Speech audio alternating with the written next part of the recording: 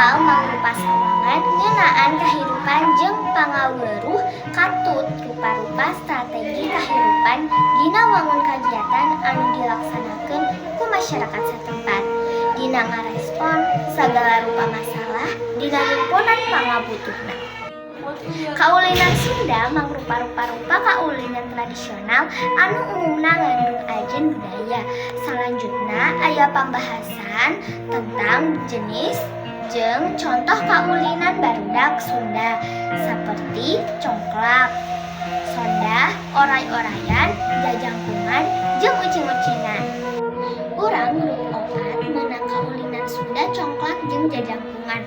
Alur caritana hiji anggota grup urang bakal main 2 kaulinan, lajeng anggota liana bakal nampingkeun 2 kaulinan.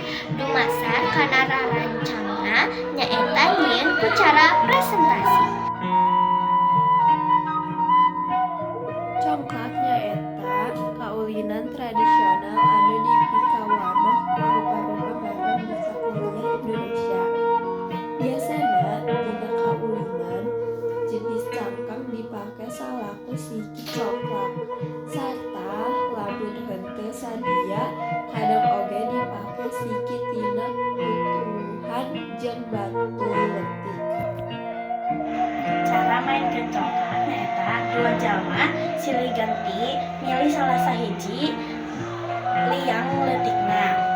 Sikina dina liang eta dipindah-pindahkeun hiji-hiji ka liang sejen saarah jarum jam nepi ka siki anu dicekek beak. Kaulinan bakal lengse nalika silih siki dina sakabeh ilang leutik kosong sarta pindah ka liang badag. Tieun juara nyaeta hiji kalawan jumlah siki panglobana dina liang badag unggal pamuteran kadua kali.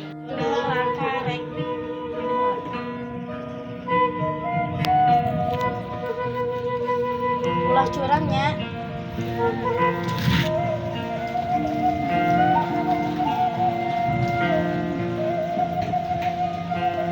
Isu kurang main naonnya?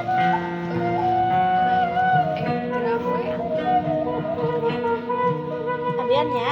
Ya.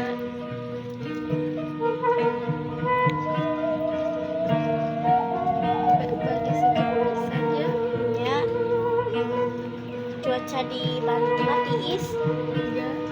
Terus abian ya. Urang Batok mangrupakeun kaulinan tradisional anu unik sareng pikaresep. Kaulinan ieu ngalibatkeun alat main dina bentuk watok kelapa dibeungket ku tali sarta dipakai selaku alas kaki. Pamain kudu nyobaan ngalangkah lempeng komo lumpat dina egrang batok. Carana main egrang batok dampa suku katuhu jeung kencah masing-masing diasupkeun kana tungtung handap 2 tali. Lamun suku katuhu tos saimbang, buburu disambung ka suku kenca.